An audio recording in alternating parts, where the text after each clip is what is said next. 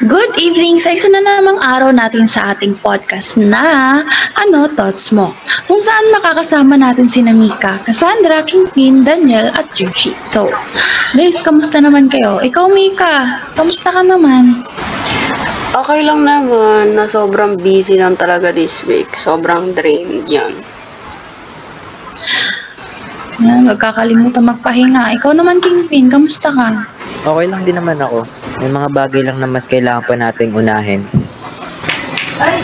Taray, mga priorities. Ikaw naman, Daniel, kamusta ka? Okay lang naman, nakakaraos sa araw-araw. Sana all nakakaraos. Ikaw naman, Jersey, kamusta ka? Hindi naman. Nagbabawi nga ngayon week kasi nung last week sobrang dami natin ginagawa about sa school. Totoo yan. Nakakapagod. Ikaw naman, Cass, kamusta ka? Okay lang din naman. Medyo marami lang ginagawa. So, sa ating episode ngayon ay tatalakayin natin isa sa mga pinagkakabuluhang mga usapin. Ito ay divorce. So, ayan, magsisimula na tayo. Thoughts mo? Ikaw muna, Josh. Ayun. So good evening sa ating lahat ng mga nanonood. At syempre, sa mga kasama natin. Para lang sa kalaman ng lahat. Ako isang anak ng mag-asawang nag-divorce namin. So ayun, para sa akin, on my experience. Mahirap kapag may anak ka, then mag-divorce kayo. Kasi syempre yung anak mo, masasaktan kasi mag-iwalay na yung magulang niya. Possible din na hindi na niya makita yung isa. Kaya may pagkukulang na pagmamahal sa puso ng bata. Actually, tama naman yung mga sinabi mo dyan, Jersey. Ito naman yung mga thoughts ko. Para sa akin, lagi namang may rason kapag nagdi-divorce, di ba? Halimbawa na lang si lalaki ay nagloko at hindi kaya ng babae. Mas pinipili ng babae na humiwalay sa lalaki dahil ito nga ay nagloko. Tama ba? Agree ako sa'yo. Like for example na lang si Guy yung abuser. Siyempre, bawat isa sa atin deserve magkaroon ng bagong bukas. Siyempre, bagong pag-asa para magpatuloy pa. Ayo, Mika. Alam niyo ba? Trivia lang din. May kakilala akong ganyan na yung asawa niya is binubugbog siya. Tapos nababalian na ng buto yung babae dahil sinasaktan siya. Tapos si girl sa tulong ng family niya nakapag-divorce talaga siya dun sa guy. Tapos yung girl sobrang peaceful na ng buhay niya ngayon. Ay ang galing. Buti naman di sila nagkaroon ng anak, no? Yun na nga. Buti hindi. Pero ang kwento, buntis si girl tapos nakunan siya dahil binubugbog siya. Pero alam niyo yun, yung mga ganitong usapin na bagay, lagi siyang may dalawang parte. Kung saan may part na negative siya, may part din na positive siya. Pero kapag ganitong mga bagay, kailangan talaga natin mag-isip ng maigi bago siya gawin. Kasi nga, malaking parte ng buhay ang nangyayari. Mababago to.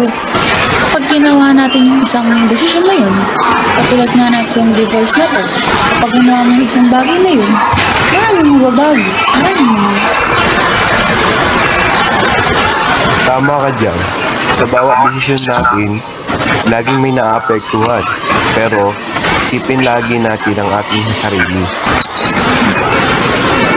Kaya ang quote natin para ngayon ay, hindi masama na piliin ang sarili, lalo na sa sitwasyon na hindi mo dapat iisip. Grabe. Tamang-tama naman. Sana tinagbo na lang si Mika, no? Kung titignan nyo, yung lang yung ulit-ulit nga, wait lang. Sige, kakat ko na lang.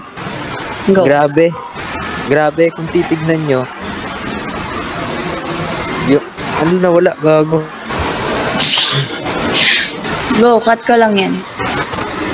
Grabe, kung titignan lang yung quote natin, is wala tong masyadong meaning, di ba? Pero sa taong may nararanasan ngayon, at may mga karanasan noon, ang laki ng impact nito sa kanila. Kaya guys, huwag niyo kakalimutan ng piliin lagi ang sarili. Sa uli, kailan di naman kakampihan. Tulad nung sa topic natin ngayon na divorce, kapag alam nyo kawawa na kayo at puro disrespect na, mas maigi na umalis na sa ganitong sitwasyon, di ba? Tama. Agree ako sa inyo lahat sa mga sinabi. Siguro ang na-reflect ko ngayon sa episode natin is yung ganitong topic. Maselan siya. Lalo na maraming nakararanas nito. May mga masasaktan kapag pinili natin ang sarili natin. Pero hindi ba? Kapag pinili natin ang iba, tayo ang kawawa. Mamimili ka lang dyan eh. Kaya mo bang mag-stay sa isang sitwasyon na na puro disrespect? Hindi iniisip kung ano yung nararamdaman mo. Ganun lang yun eh. Kaya nga para sa akin, hindi masama na sarili. May punto naman kayo sa lahat ng mga sinabi nyo.